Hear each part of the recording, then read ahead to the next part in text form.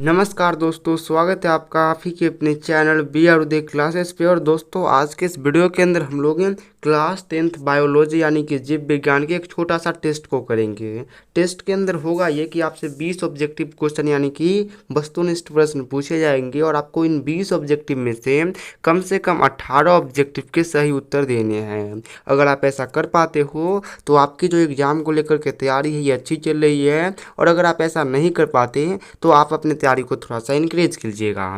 तो चलिए आज के इस टेस्ट को शुरू करते हैं। एक और बात, इस 20 क्वेश्चन में से आपका जितना भी क्वेश्चन सही हो आप लोग लास्ट में कमेंट करके ज़रूर बताइएगा। तो चलिए अब हम आज के इस क्लास को शुरू करते हैं। आपका जो पहला क्वेश्चन है वो ये कहता है कि मानव शरीर में यानी कि शरीर में ऑक्सीजन एवं कार्बन डाइऑक्साइड गैस का वाहक कौन करता है।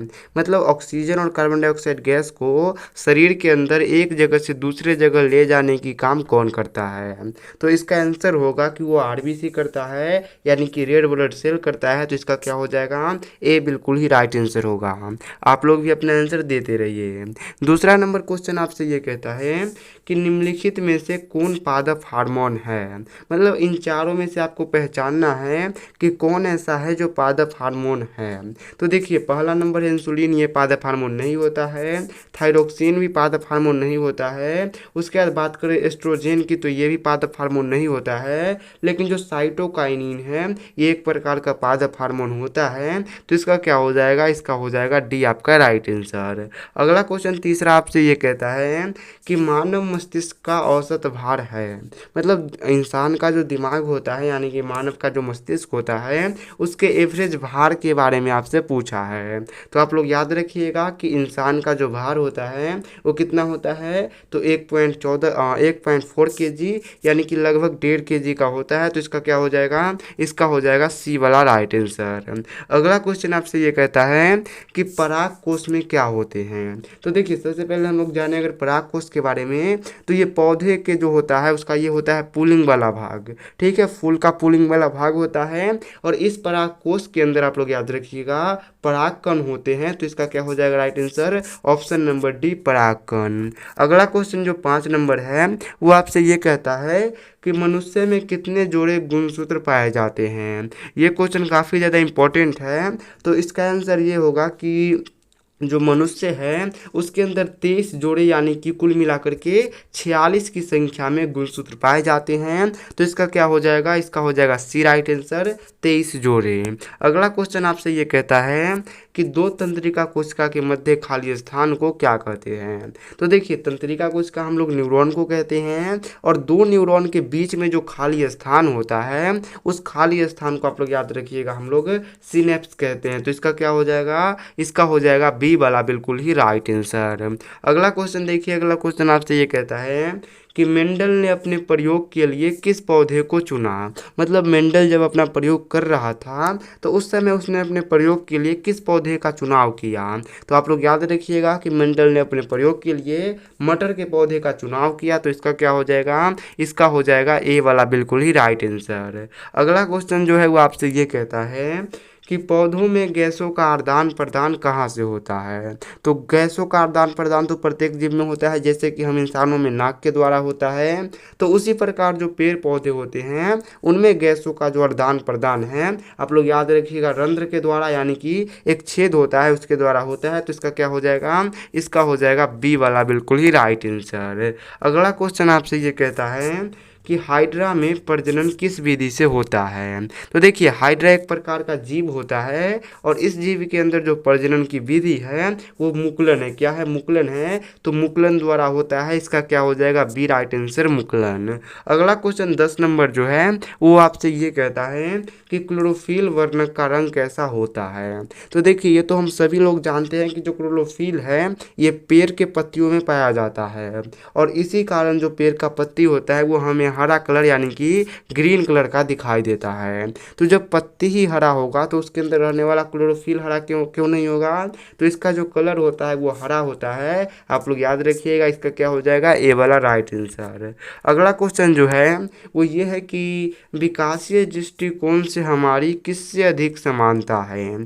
तो सबसे अधिक समानता हमें यानी कि कॉमन देखना है अपने आप में, और एक और जीव है उसमें किस दृष्टि से, तो विकासीय दृष्टि से। तो अगर अगर विकासीय दृष्टि से देखा जाए तो हमारी सबसे अधिक समानता किससे है? चिंपैंजी से है, जो आप लोग देखते होंगे चिंपैंजी वगैरह को। तो इसका क्या हो जाएगा? इसका हो जाएगा बी वाला राइट आंसर। अगला क्वेश्चन आपसे ये कहता है कि प्रकाश संश्लेषण क्रिया में ऑक्सीजन बाहर निकलता है।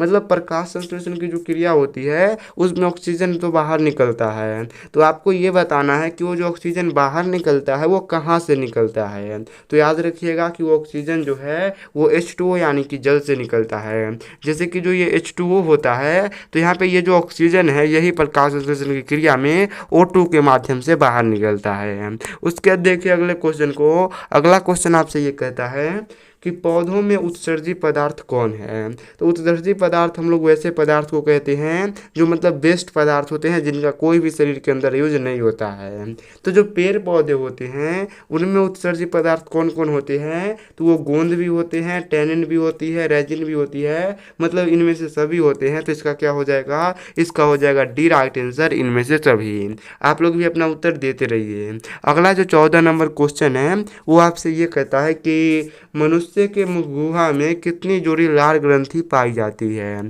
तो ये भी काफ़ी अच्छा क्वेश्चन है। यहाँ पे आपको ये बताना है कि मनुष्य का जो मुख गुहा होता है उसके अंदर कितनी जोड़ी लाल ग्रंथियां पाई जाती है। तो याद रखिएगा कि इसके अंदर तीन जोड़ी का मतलब हो जाएगा कि 6 पीस जो होता है वो लाल ग्रंथि पाया जाता है। तो इसका क्या हो जाएगा? इसका हो जाएगा बी वाला बिल्कुल ही राइट आंसर। नेक्स्ट क्वेश्चन देख लीजिए। 15 नंबर क्वेश्चन आपसे ये कह रहा है कि मानव हृदय का औसत प्रकुंचन दाब लगभग कितना है।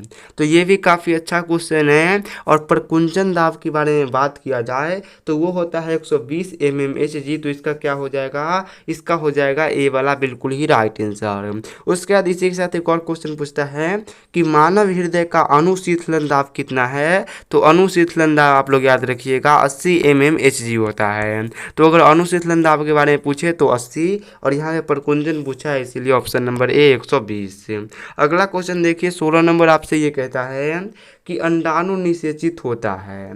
मतलब अंडाणु जो निषेचित होती है, मतलब निषेचन की जो क्रिया होती है ये कहाँ पे होती है इसके बारे में पूछ रहा है। तो देखिए अंडाणु निषेचन की जो क्रिया है ये फिलोपियन नलिका में होती है, और फिलोपियन नलिका को ही फिलोपियन ट्यूब बोला जाता है। तो कहीं कहीं पे फिलोपियन ट्यूब भी दे देगा, तो आप लोग उसे भी टिक कर दीजिएगा। फिलहाल के लिए यहाँ पे इसका ऑप्शन नंबर सी बिल्कुल ही राइट आंसर होगा।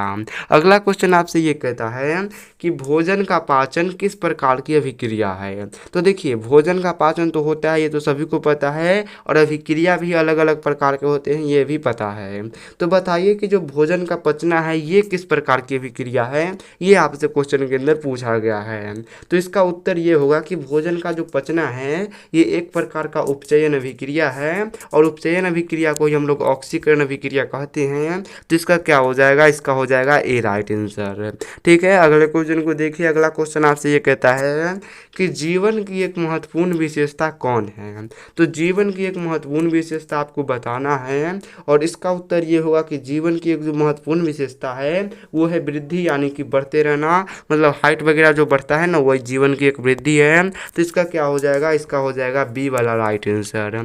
अगला क्वेश्चन आपसे 19 नंबर ये कहता है कि कूटपाद किस में पाया जाता है। तो ये भी काफ़ी अच्छा क्वेश्चन है, और इसका उत्तर ये होगा कि जो कूटपाद है ये किसी और नहीं बल्कि अमीबा में पाया जाता है। और ये जो अमीबा होता है ये एक कोषीय और सरल जीव होता है, और ये अपना भोजन भी कूटपाद के द्वारा ही पकड़ता है। तो ये क्वेश्चन भी पूछता है कि अमीबा अपना भोजन किसके द्वारा पकड़ता है। तो आप लोग कहिएगा कि अमीबा अपना भोजन कूटपाद के द्वारा पकड़ता है।